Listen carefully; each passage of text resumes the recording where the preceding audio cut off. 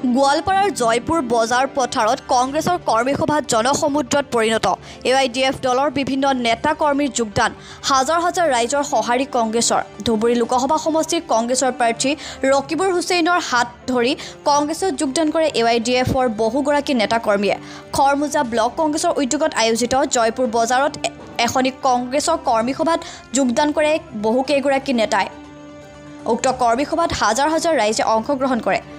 উক্ত ৰাইজক ৰকিবুল হুছেইনলৈ ৰচিত গীত পৰিৱেশন কৰি মনোৰঞ্জন দিয়ে এগৰাকী শিল্পীয়ে প্ৰাৰ্থীগৰাকীক চৰণচলৰ ৰাইজে বাটৰ পৰা বাইচাৰ নাৱেৰে গীত পৰিৱেশন কৰি স্বাগতমেৰে সভাস্থলীলৈ লৈ আহে নিজৰ মোবাইলৰ টৰ্চ লাইট জ্বলাই সমৰ্থন কৰে ধুবুৰী লোকসভা সমষ্টিৰ কংগ্ৰেছ দলৰ প্ৰাৰ্থী ৰকিবুল হুছেইনক পশ্চিম গোৱালপাৰাৰ ৰাইজে নিৰ্বাচনত জয়ী হোৱাৰ দৰে আজি ফূৰ্তি কৰিছে ইয়াৰ প্ৰধান কাৰণ হৈছে ৰাইজে হিমন্ত বিশ্ব শৰ্মাৰ অত্যাচাৰৰ পৰা অৱসান বিচাৰিছে হিমন্ত বিশ্ব শৰ্মাৰ অত্যাচাৰৰ পৰা অৱসান পাবলৈ হলে তেওঁৰ ৰাজনৈতিক বন্ধু বদৰুদ্দিন আজমল ডাঙৰীয়াক হৰুৱাব লাগিব সেইবাবে আজি এনেদৰে অসংখ্য মানুহ সমবেত হৈছে এই মন্তব্য ধুবুৰী লোকসভা সমষ্টিৰ কংগ্ৰেছৰ প্ৰাৰ্থী ৰকিবুল হুছেইনৰ গোৱালপাৰা পশ্চিম সমষ্টিৰ জয়পুৰত অনুষ্ঠিত কংগ্ৰেছ দলৰ কৰ্মী সভা এখনত উপস্থিত হৈ তাৰ ধুবুৰী লোকসভা সমষ্টিৰ কংগ্ৰেছ দলৰ প্ৰাৰ্থী ৰকিবুল হুছেইনে এই মন্তব্য কৰে কেনে ধৰণৰ অত্যাচাৰ কৰিছে তাৰ তালিকাখন যদি দাঙি ধৰো ইলেকশ্যন পাৰ হৈ যাব অত্যাচাৰৰ তালিকা কওঁতে আপোনাৰ আমনি লাগিব আজমলে এই বুলি কেতবোৰ উদাহৰণ দাঙি ধৰে কংগ্ৰেছ প্ৰাৰ্থী ৰকিবুল হুছেইনে অকল এয়াই নহয় সভাত শ AIDFৰ কৰ্মীও কংগ্ৰেছত যোগদান কৰে আজমলৰ অৱদানৰ কথা ক'বলৈ গৈ তীব্ৰ সমালোচনা কৰে আজমলক কংগ্ৰেছৰ প্ৰাৰ্থী ৰকিবুল হুছেইনে ইলেকশ্যনত জিকাৰ দৰে মানুহে ফূৰ্তি কৰিছে আপোনালোকো ইয়াত আহি ফূৰ্তি কৰিছে ইয়াৰ প্ৰধান কাৰণ হ'ল যে ৰাইজে হিমন্ত বিশ্ব শৰ্মাৰ অত্যাচাৰৰ পৰা অৱসান বিচাৰিছে হিমন্ত বিশ্ব শৰ্মাৰ অত্যাচাৰৰ পৰা অৱসান পাবলৈ হলে ইয়াৰ মানুহে অনুভৱ কৰিছে যে তেওঁৰ ৰাজনৈতিক বন্ধু বদৰুদ্দিন আজমল ডাঙৰীয়াক হৰুৱাব লাগিব একমাত্ৰ বদৰুদ্দিন আজমল ডাঙৰীয়াক হৰুৱালেই হিমন্ত বিশ্ব শৰ্মাৰ দৰে অত্যাচাৰী শাসক দিছপুৰৰ পৰা নাইকিয়া হ'ব বুলি তেওঁলোকে অনুভৱ কৰিছে সেইকাৰণে ঈদৰ আজি মাত্ৰ 2-3 দিন গৈছে বিহুৰ এই দিন তাৰ পিছতো আপোনাৰ হাজাৰ হাজাৰ মানুহ ইয়াত আহি উপস্থিত হৈছে ইলেকশ্যন কেম্পেইনৰ সময়ত এনেদৰে ইমান লোক উপস্থিত থকা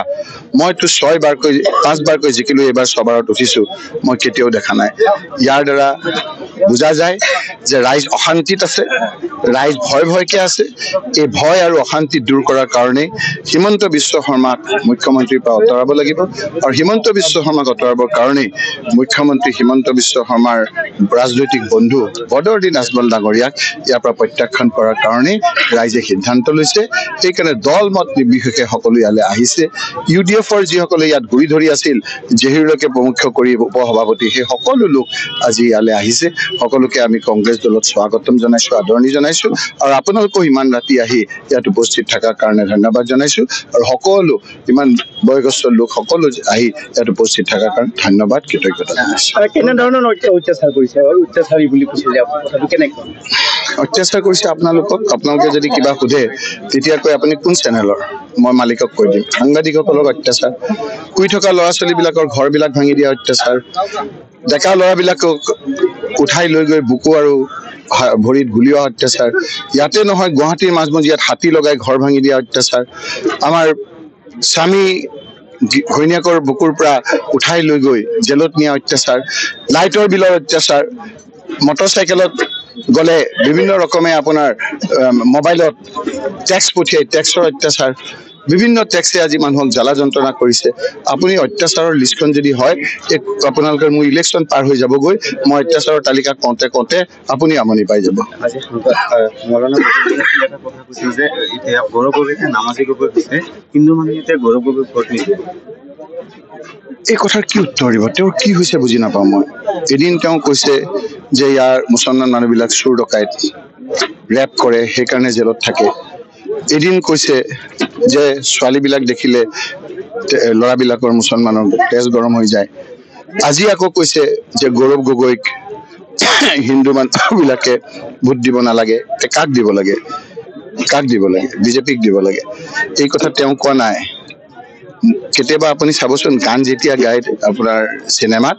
আমি আগতে ভাবিছিলো ৰাজেশ খান্নাই গায় পিছত দেখো গানটো ৰাজেশ খান্নাৰ নহয় প্লেবেক ছিংগাৰ কিশোৰ কুমাৰ এতিয়া প্লেবেক ছিংগাৰ হিমন্ত বিশ্ব শৰ্মা উৎটো লৰাই আছে কেৱল বদৰুদ্দিন আজমল ডাঙৰীয়াই গতিকে সেইকাৰণে বদৰুদ্দিন আজমল ডাঙৰীয়াই হাৰ মানি লৈছে আৰু সেইকাৰণে এনেধৰণৰ অবাঞ্ছিত কথা কৈছে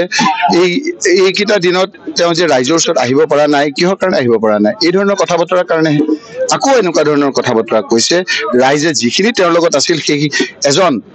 এজন হিমন্ত বিশ্ব শৰ্মাৰ লগত ঘূৰি ফুৰা তেওঁৰ লগত থকা মানুহৰ বাহিৰে 420 এজন থাকে তেওঁৰ বাহিৰে লাহে লাহে তেওঁৰ MLA খিনিও তেওঁলোকে এটা কেছ কৰিছিল মই আজি আপোনালোকক দিলোঁ কেছ কৰিছিল আমাৰ হেৰি কাৰণে ডি ভোটাৰ গোটেই MLA খিনিয়ে চহী কৰিছিল MLA খিনিয়ে চহী কৰাৰ পাছত এইটো কেছ নম্বৰ হ'ল হাইকোৰ্টৰ অৱদান PIL 47/2011 the Guwahati High Court at Guwahati ইয়াত গোটেইবিলাক বিধায়ক বদৰুদ্দিন আজমলৰ কেছ কৰিলে ডি ভোটাৰ সংক্ৰান্তত যেতিয়া এটা পজিটিভ ৰিপ্লাই যেতিয়া সাইন এটা যেতিয়া কোৰ্টে দিলে যেতিয়া ক'লে যে আপুনি তালিকাবিলাক দিয়ক এই ডি ভোটাৰৰ যিখিনি লোক আছিল সকলোকে আকৌ ভাৰতীয় নাগৰিক কৰাৰ এটা ইংগিত দিয়াৰ লগে লগে 26/9/2021 তাৰিখে হিমন্ত বিশ্ব শৰ্মাই কথাখিনি জনাৰ পাছত যি UDF-এ কেছ কৰিছিল তেওঁলোকৰ উকিলক ক'লে যে তুমি কেছটো উইথড্ৰ কৰা আমি বেলেগে পিটিশ্যন দিম আজিলৈকে পিটিশ্যন নিদিলে সেইকাৰণে তেওঁৰ উকিলে কিতাপ লিখিছে ইংৰাজীত লিখিছিল মই এখন আপোনাৰ অসমীয়াত ইয়াত দিছে যে মৌলানা বদৰুদ্দিন আজমলৰ নেতৃত্বৰ 16জন UDF ইউনাইটেড ডেমক্ৰেটিক ফ্ৰণ্ট বিধায়কে ওপৰৰ PIL খন দাখিল কৰে এই যেটো নাম্বাৰ কলো এই PIL-ৰ বিষয়ে বিধায়কসকলে অসমৰ নিৰ্বাচনী তালিকাৰ লাখ লাখ ডি ভোটাৰ অবৈধভাৱে সন্নিৱিষ্ট কৰাটো প্ৰত্যাহ্বান জনায় মাননীয় উচ্চতম ন্যায়ালয়ে পূৰ্বৰ আদেশৰ দ্বাৰা এই বিষয়ে ইতিবাচক পজিটিভ গ্ৰহণ কৰি আবেদনকাৰী বিধায়কসকলক সেই ডি ভোটাৰ তালিকা দাখিল কৰিবলৈ কয় এই দাখিল কৰিব কোৱাৰ লগে লগে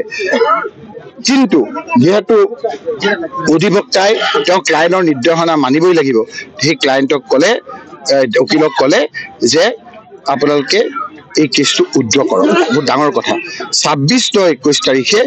প্ৰত্যাহাৰ কৰা হয় নতুনকৈ আবেদন দাখিল কৰাৰ স্বাধীনতা লৈ কিন্তু পিছলৈ আবেদনকৰণ এই বিষয়ে কোনো গোচৰ ৰুজু নকৰিলে যাৰ ফলত আজিলৈকে লাখ লাখ ধৰ্মীয় ভাষিক সংখ্যালঘু লোক ডি ভোটাৰ গোচৰৰ হাৰাশাস্তিৰ সন্মুখীন হৈ থাকিবলগীয়া হৈছে এই কাগজখন মই আপোনালোকক দি দিম আপোনালোকে এইখন লৈ যাব হাইকোৰ্টৰ অৰ্ডাৰ আছে তেওঁ কি কয় সেইটো সহায় কৰিছে হিমন্ত বিশ্ব শৰ্মাৰ মতে ডি ভোটাৰ সমস্যাটো তেওঁলোকে কেছ কৰি উঠাই লৈ এই মানুহসকলৰ এই বিপদৰ পৰা উদ্ধাৰ কৰাৰ সময়ত হিমন্ত বিশ্বৰ কথা মতে নিশ্চিত যিটো এটা আপোনাৰ তেওঁ সহায় হ'লহেঁতেন তাৰ পৰা মানুহক বিপদত পেলালে এইটো জ্বলন্ত উদাহৰণ গোৱালপাৰাৰ পৰা ইক্ৰামুল হুছেইনৰ ৰিপৰ্ট NJ মিডিয়া